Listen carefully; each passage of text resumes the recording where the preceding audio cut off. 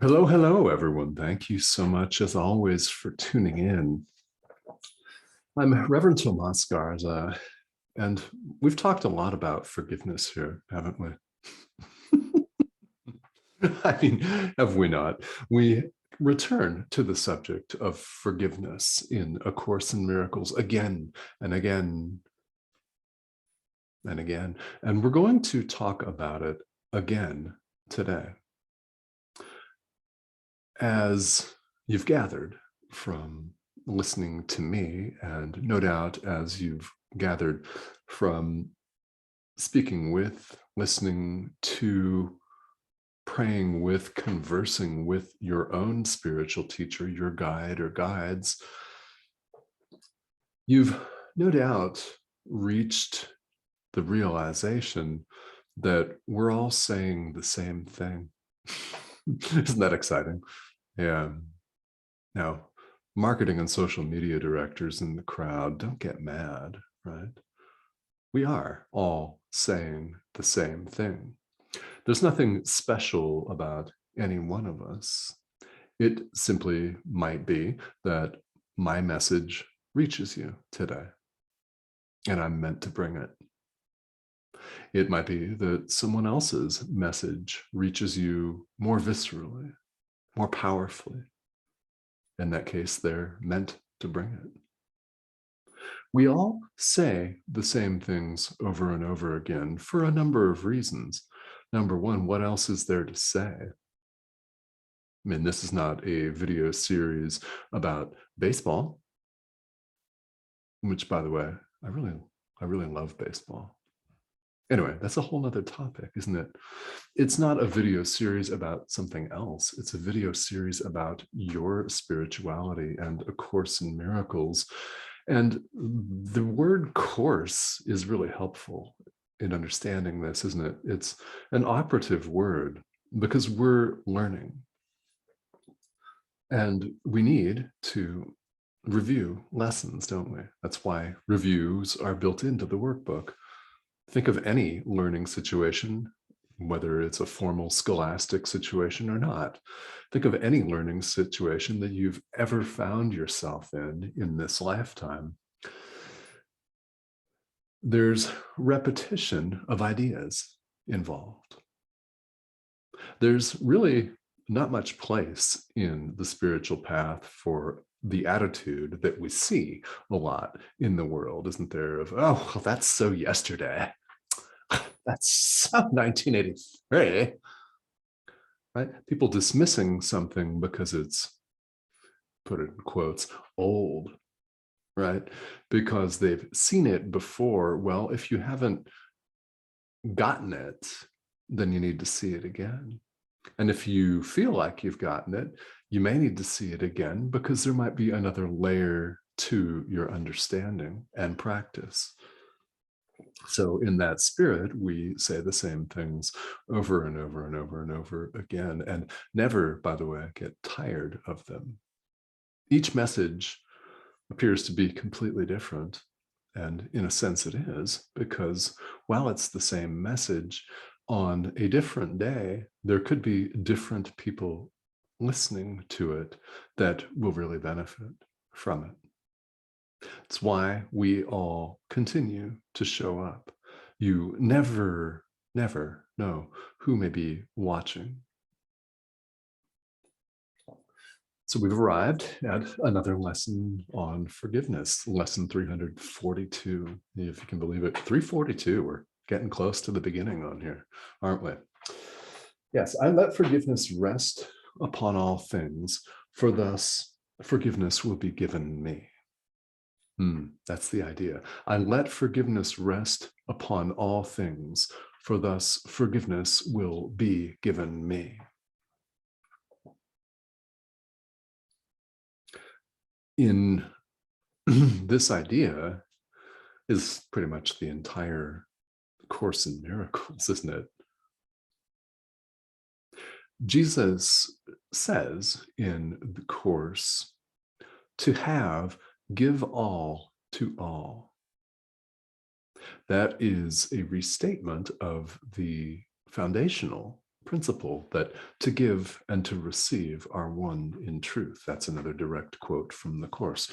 To give and to receive are one in truth. To have, give all to all. Don't hold back. If you hold back, you don't have. Forgiveness is either total or it's not at all. It can't be partial. Now, here in the world, or in the arena of relative truth, if you prefer to look at it from a Buddhist or Eastern philosophy kind of standpoint here in the relative, there will be days, and you might be in the midst of them right now, where you really find you cannot forgive everything. You are not able currently to let forgiveness rest upon all things. No problem, right? No problem. What I'm talking about, what we're discussing here, is ultimate truth. Now, here in the world where we're appearing to suffer from what we call day-to-day reality, right? Where we suffer aches and pains, we might have a cold, we might be a little short on cash, someone flips us off on the freeway, and we wonder what got into them. We wonder why we were so angry and mouthed off for them to go straight to hell, right? We wonder, we experience all of these things. And there are days where you feel on top of the world and days when you don't.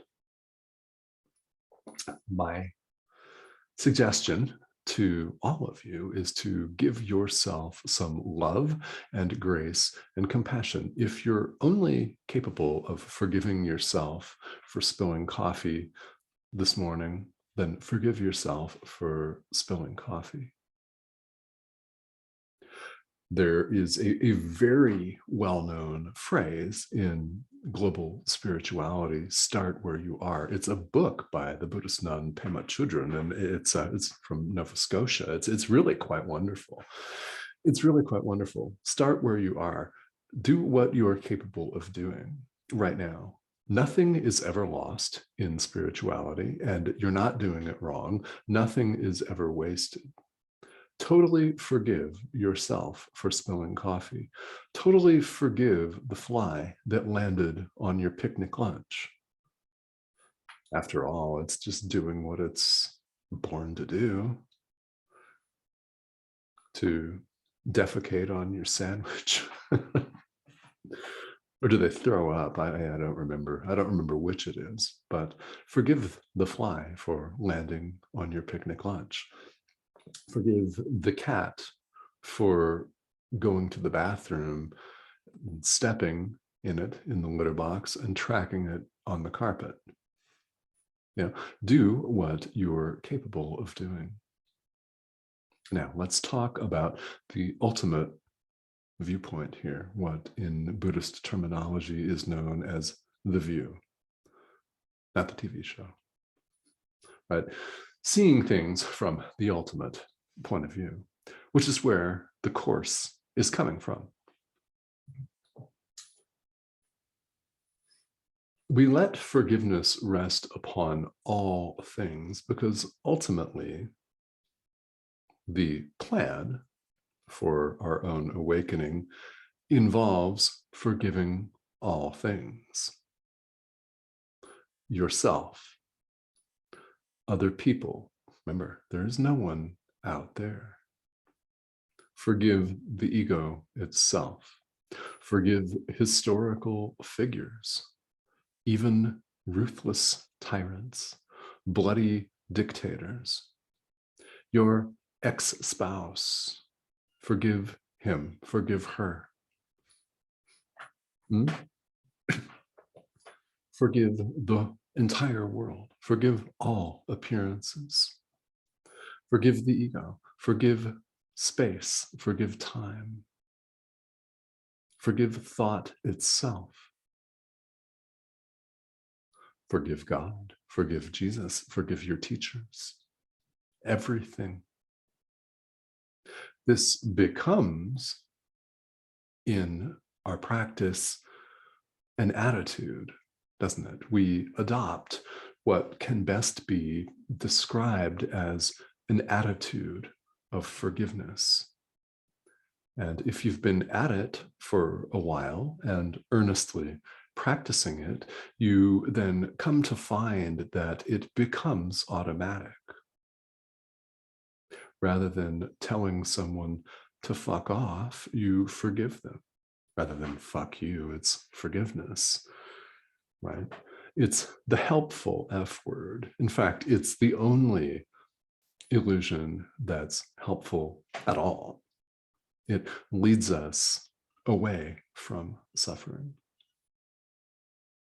This is what we do.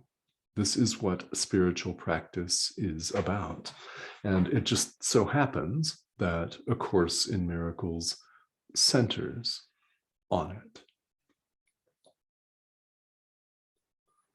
When we forgive, let's use the example of someone else.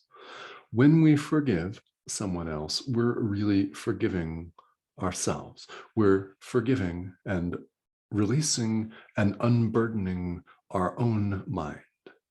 Why? There's no one out there, so to speak. There's nobody out there. Everything that we appear to see with the body's eyes reflects what's going on inside us.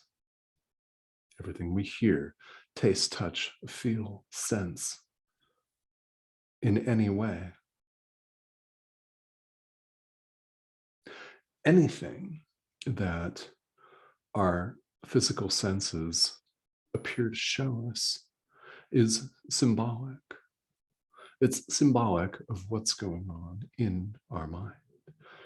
We simply adopt the attitude of forgiving all of it. Even what appears to be beautiful, that's also symbolic. I live here in Arizona in the desert, and it's gorgeous.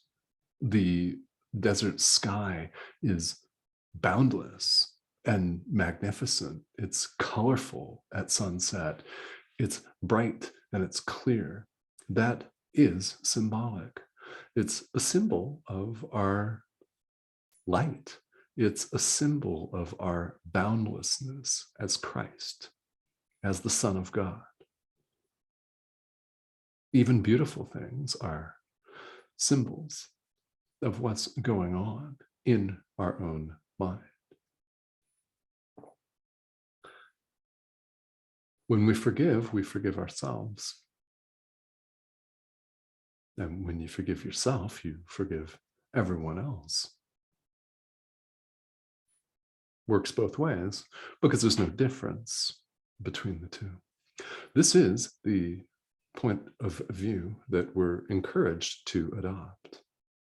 And as always, with any spiritual tradition, it's a very important point that I've been returning to quite a bit these days lately here.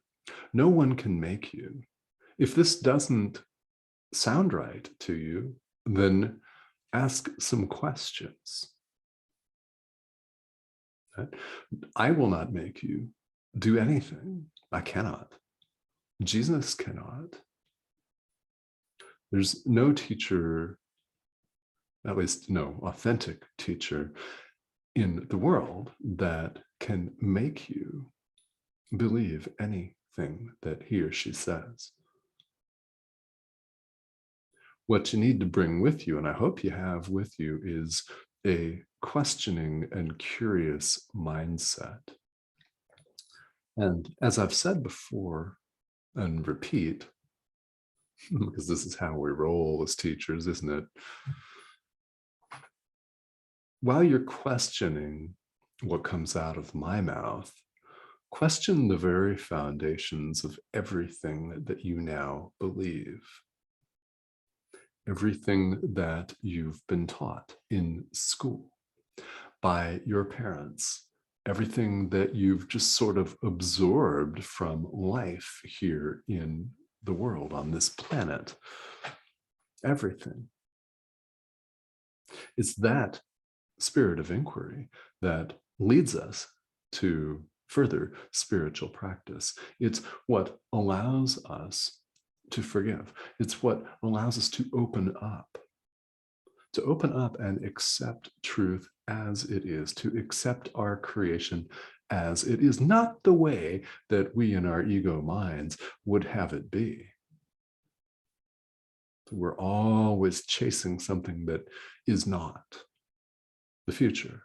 We're dwelling on the past. We want to be someone we're not. We want a better future state. In so doing, we neglect the present moment completely. And forgiveness is an invitation to return to yourself. Come home right now to the present. It's literally the only time that is. There's no time relative to other times. There's no space or place relative to another place. We're inviting ourselves to come home. That's my invitation to you, to really think about what it's going to look like to develop an attitude of forgiveness in your life, to the point where it becomes a reaction, a gut reaction, where it becomes automatic, where it's a habit that becomes instilled in you, such that when you recall, when you remember to do it, you extend forgiveness. And let your inner teacher control that, by the way. I think you'd be very pleasantly surprised if you're following A Course in Miracles as your main practice. Let Jesus or the Holy Spirit, or both, guide your forgiveness. It's another way to develop this attitude of getting out of our own way and allowing truth simply to be as it is. We supply that little willingness that this course talks about. That's what you supply, is the little willingness to begin to forgive. And start doing it. See how you feel. And when you discover yourself feeling differently, honestly assess, okay, how differently? Have I changed fundamentally from the person I was last week, last year, a decade ago? This is always a really wonderful way to think about spiritual practice, especially in those days where it doesn't feel like anything you do is frickin' working, right? We've all had those days. How were you as a person? How were you showing up in the world when you began, however long ago that was? And how different are you? What are you like now? Are you more loving? Are you more patient? Do you have a greater attention span, right? Do you open up some space in your life between stimulus and response? In other words, are you as quick to judge as you were then? And hopefully you're not quicker to judge, right? After spiritual practice. If you are, then that's clearly something to look at. Right? But these are assessments, honest assessments that we can all make. And I invite you to do them, especially on those days where you feel like it's not going well. Well, forgive.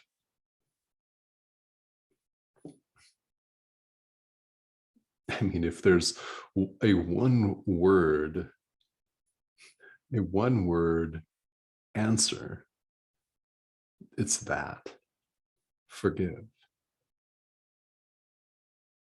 So, whatever that looks like for you today, that's what I invite you to do. All right. Thank you, as always, for joining me. And yeah, forgive.